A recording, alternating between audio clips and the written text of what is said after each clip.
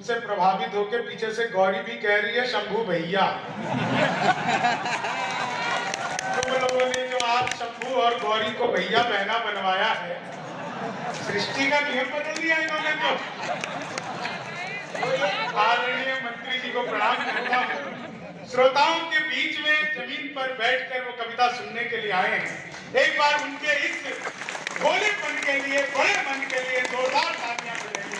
मैं सर दिल्ली में रहता हूँ और मंत्री जहाँ से गुजरते हैं तो वहाँ पे 10-20 उनकी सिक्योरिटी में लोग लग जाते हैं, क्योंकि मंत्री को भी पता है कि वो जहाँ से भी गुजरेंगे वहाँ पे धरे जाएंगे। आप जनता के बीच में ऐसे बैठे हैं, जनता को पता है कि सबसे ज्यादा सुरक्षित हमारा मंत्री अगर कहीं रह सकता है तो हमारे बीच में रह सकता है। आपको प्रणाम करता हूँ जगदीश जी भाई साहब, आपको भी प्रणाम करता हूँ। आदरणीय से निवेदित करता हूँ प्रणाम आपको।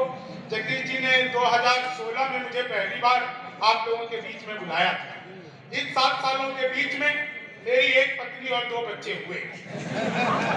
अगर आपने मुझे इसी रेशियो में बुलाना रखा और मैं 14 साल बाद आया तो हो सकता है कि मेरे पास 4 बच्चे और 2 बच्चे। नहीं, एक ही बहुत है। 4 लाइनें आपको सुनाता हूँ, बहुत अद्भुत गरुड़ के लोगों। मैं सच बता रहा हूँ, पिछली बार जब आपके पास आया था तब से लेके आज तक आपके यहाँ की याद इसलिए ताजा है क्योंकि आप कवि को सुनना जानते हैं, कविता सुनना जानते हैं।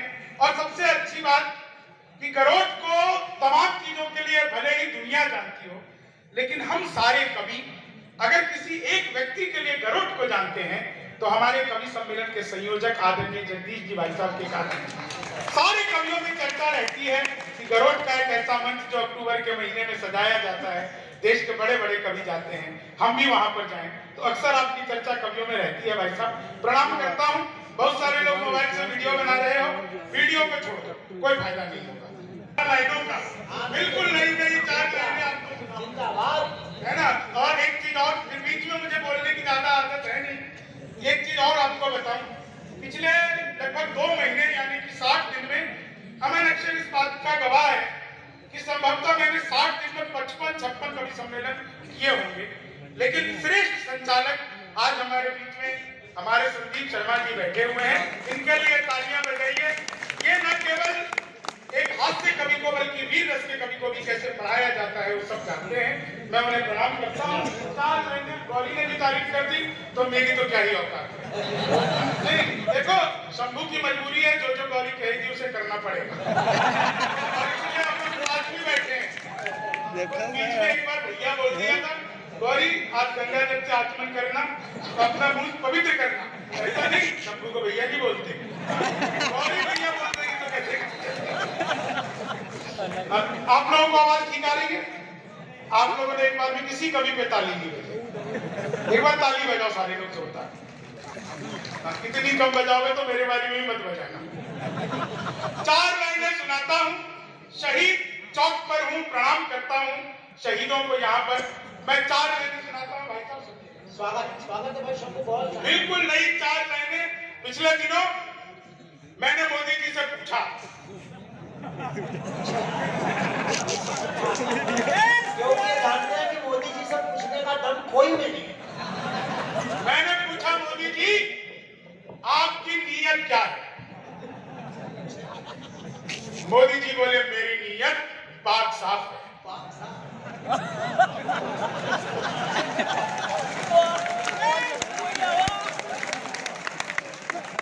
आप लोगों तक बात पहुंच गई, आप लोग समझ गए। पिछले दिनों मंत्री जी चीते आए भारत में, तो मैंने चीते से भी डायरेक्ट पूछा, भाई जो आदमी मोदी से पूछ सकता है उसके लिए चीता कौन सी बड़ी चीज है? तो मैंने चीते से भी पूछा, मैंने कहा तुम भारत में आ रहे हो, तुम्हें डर नहीं लग रहा? चीते बोले हम वहीं से बीजेपी ज्वाइन करके आए हैं।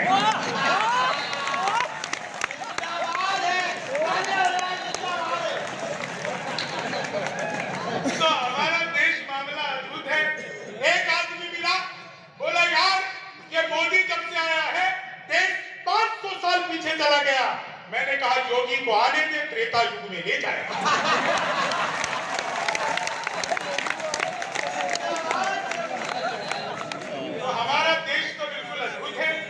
राहुल गांधी आजकल पैदल यात्रा पर हैं। पैदल तो वो पहले से थे, यात्रा पर अब निकले हैं। उत्तर प्रदेश के भरे चुनाव में कांग्रेसियों ने प्रियंका गांधी को लॉन्च किया और बोला कि प्रियंका हमारा तुरुफ का इक्का है।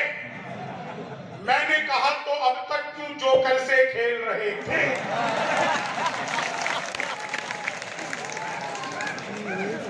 तो हमारा तो मामला अद्भुत है। आप लोगों को भी मजा आ रहा है? देखो, मजा का मतलब है ताली बजाना। कवियों को नहीं आता इतना मजा। तालियां बजाओ ऐसे ही। वीआईपी लोग, मैं जानता हूँ सर, आदमी का औहदा बड़ा हो जाता है तो अक्कल कमजोर पड़ जाती है।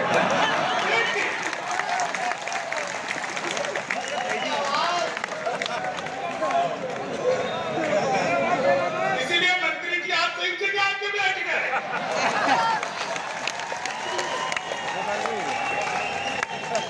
चार लाइनें सुनना, क्या बढ़िया आप लोग सुन रहे हो। चार लाइनें सुनना, चार लाइनों का आनंद लीजिएगा। बहुत माताओं बहनों को प्रणाम करता हूँ। मैंने सर इतनी खुलकर हंसती हुई महिलाएं पहली बार देखी। कल करवा चौथ था ना, कल जितना खुश थी उतना ही खुश बाकी दिन अपने पतियों को रखा करेगी। एक दिन करवा चौथ के बदले में बेचारा 364 दिन जो खेलता है। मैं प्रणाम करता हूं आप लोगों को। इतनी खुलकर हंसती हुई महिलाएं मैंने इसलिए पहली बार देखी है क्योंकि हमारे यहाँ तो महिलाओं को ब्यूटी पार्लर वाली समझा के भेजती है। बहन की दादा को फाड़ के हंसोगी तो चेहरे के पीओपी की कोई गारंटी नहीं है, कभी भी उतर सकती है। ये बता रहे प्लास्टर निकल जाए। ये देखो, इस छोटे से बच्चे को क्या, लेकिन मैं चार लाइनें सुनाता हूँ। 12th का बच्चा है, करोड़ का बच्चा, उसे सब पता है। बेटा तुम वही होगे जो छोटा दूल्हा बना होगा, यानी उसे तो सब आधा अधिकार मिल जाता है। चार लाइनें सुनना आप लोगों को सुनाता हूँ, बहुत अच्छा। जैसा मैं चाहता था कि आप लोग सुने, बिल्कुल महफिल वैसी जम गई है। जहां जहां पर आपको लगे कि कवियों को ताली की जरूरत होती है तो आप बजाते रहिएगा। तो मैं चार लाइनें आपको सुनाता। ये चार लाइनें उत्तर प्रदेश में पिछले दिनों ट्रंप आए थे। वो आए थे ना नमस्ते ट्रंप करने, बाद में अमेरिका ने उससे नमस्ते कर ली।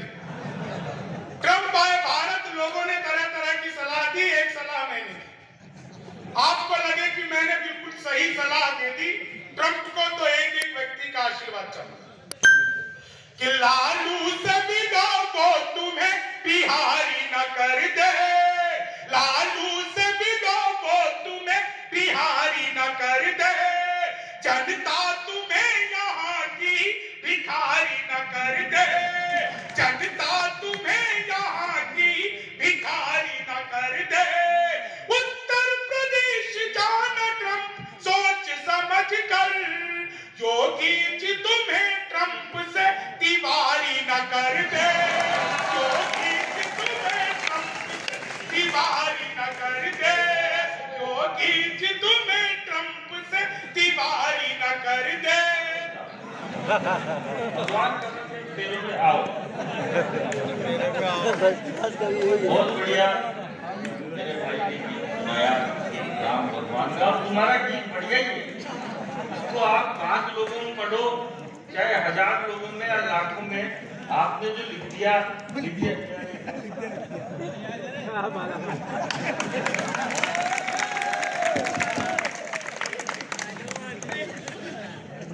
वो क्या है कि इसको पहले उतारना चाहिए था। ठीक है, वो एक तो जगदीश जी, मेरा आपसे निवेदन है, आप इस कवि सम्मेलन में अगली बार कराओ तो 2 काम करना। एक नहीं, कवि तो भले और ज्यादा रखो, एक आध बड़े रख लेना जो मेरे बाद में पढ़ ले। कोई दिक्कत वाली बात नहीं है। बात ये करनी है आपको कि अगली बार आप कुर्सियां लगाओ ना तो या तो सबके लिए लगाना या फिर किसी के लिए मत लगाना।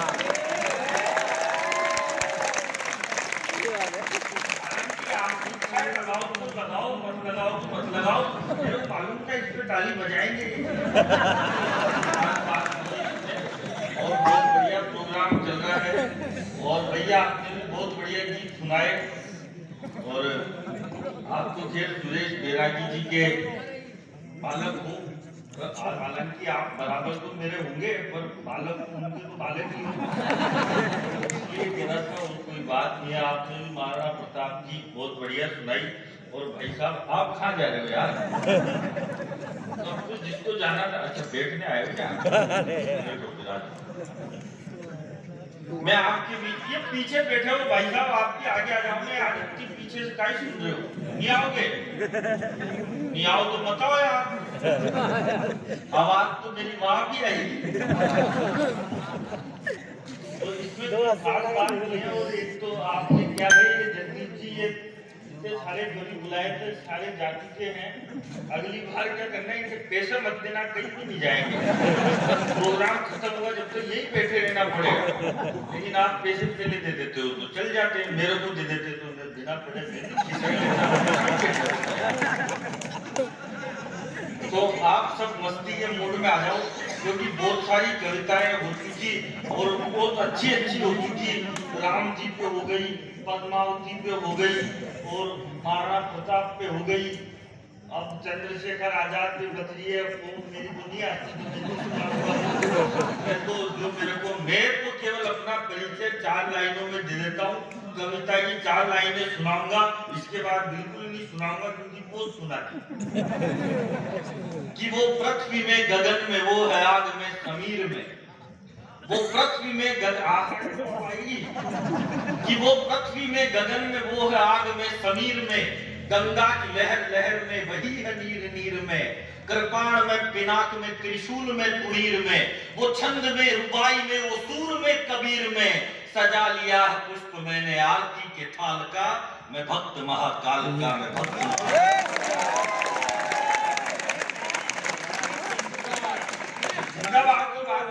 मेरे को भी है, लेकिन आप अपने को पैसे ज्यादा मिलते हैं तो दूसरी सुनानी पड़ती है। वो कोई खास बात नहीं है। एक बाबू उधर से आ रहे हैं, मैं आपके बीच में ऐसी कोई लोड लेने की बात नहीं करूंगा। मैं तो अब वो चोरी केंद्री आई बोला, वो एक वो बाहुबली का कालिके वो वाला, अरे गया और वो गया तो कोई बात नहीं, वो गया जो गया, हमारी देव सेना को और ले गया।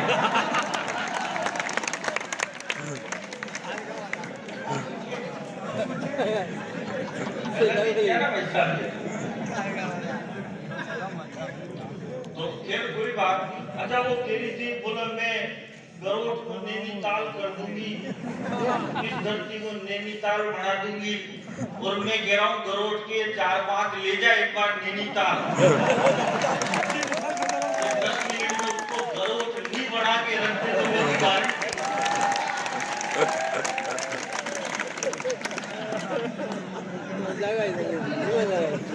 कोई मतलब नहीं है। फालतू बातों में मस्त रहना चाहिए भाई साहब। आदमी को रात को 2:30 बजे का टाइम है और बाबू जी आप भी बहुत अच्छा हंस रहे हो। अमिताभ बच्चन की एक पिक्चर का डायलॉग था कि मुझसे हो तो नथुलाल जैसी हो, लेकिन मैं कह रहा हूँ आपकी जैसी हो, नहीं हो तो फिर मेरी जैसी हो। आप फोटो खींच लो भाई, लेकिन आप ये जो फोटो खींच रहे हो ना, ये जमाना नया, अब नया जमाना आ गया। अब आदमी तो कम करता ही, ये लड़कियां ज्यादा करती। मैं देखो औरतों में, आदमियों में मैं हमेशा आदमी की साइड रहूंगा। इसलिए रहूंगा क्योंकि आदमी औरतों की अपेक्षा ज्यादा शरीफ होते हैं। इसका रीजन है, ये औरतें तो भाई साहब 50 रुपए की साड़ी खरीदी तो पूरे मोहल्ले में दिखाएगी, देखो मैंने साड़ी खरीदी। 150 रुपए की सैंडल खरीदेगी, पूरे मोहल्ले में दिखाएगी, देखो मैंने सैंडल खरीदी।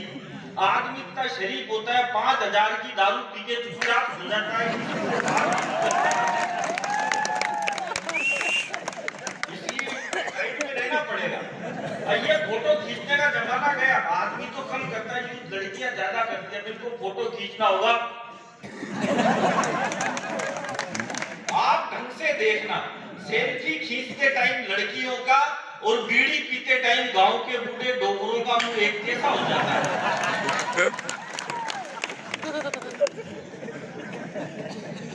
और मैं अमन भाई, मैं सबको बता रहा हूँ, मैं जिंदगी में किसी से भी दुखी नहीं रहता, लेकिन सबसे ज्यादा दिक्कत मेरे को अगर दुनिया में किसी से है तो बीड़ी पीने वाले से।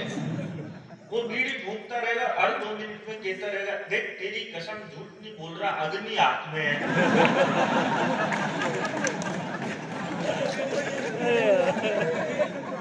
बच के रहना चाहिए बीड़ी वालों से, वरना मैं तो, हमारे पड़ोस का एक लड़का आ गया एक दिन मेरे पास, बोला अलबेला जी ज्ञान दो। मैंने कहा क्या ज्ञान दूं? बोला यार ऐसा ज्ञान दो जो लुगाई मेरे संकट में ही रहे। अरे मैंने कहा ऐसा तो हमारे खुद के पास नहीं है, संकट में तो हमारी नहीं रहती, संकट में रहती ही नहीं है भाई साहब। मैं तो एक दिन जा रहा था मेरी लुगाई के साथ नैनीताल में, तो मैं मेरी लुगाई के साथ नैनीताल जा रहा, तो नैनीताल जा रहा तो रास्ते में एक दोस्त मिल गया, बोला अलबेला जी कहाँ जा रहे हो? अरे मैंने कहा लुगाई के साथ नैनीताल जा रहा हूँ, रास्ते में कोई ढंकी खाई दिखेगी तो दे लूंगा धक्का, जो कलेश खत्म। तो बोला भाई साहब फिर तो मेरी भी ले जाओ। मैंने कहा ले तो जाऊंगा, लेकिन तेरी वाली के आते टाइम धक्का दे लूं तो।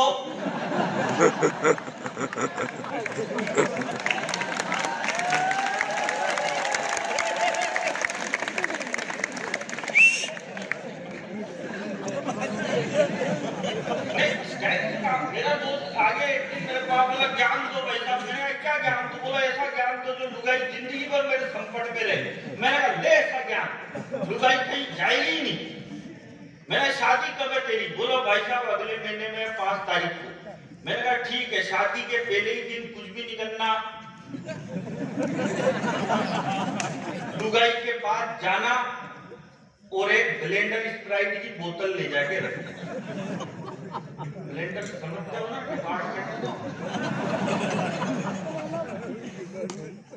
समझ ही गए हो, गरोड़ वाले भी नहीं समझे तो फिर कौन समझेगा। मैंने कुछ भी नहीं करना, तेरे को एक दारू की बोतल ले जाके रख देना, लुगाई देखते ही कहेगी एक कैसा बेवड़ा पति मिल गया मेरे को दारू दिया, ये शादी के पहले ही दिन बोतल लेके आ गया। तो उसी के सामने दीवार पे फेंक के फोड़ देना और कह देना आज से तेरे प्यार में बंद। लुगाई तेरा त्याग और बलिदान देख के सोचेगी यार ये है पति, मेरे लिए इसने इतनी अच्छी चीज छोड़ दी, वो जिंदगी भर तेरे संकट में रहेगी। भाई साहब उसने वैसा ही किया, शादी के पहले ही दिन लुगाई के पास गया और बेड पे बोतल ले जाके रखी। लुगाई देखते ही बोली ठीक है पानी आपके में मिला लेना, मैं तो नहीं पीती।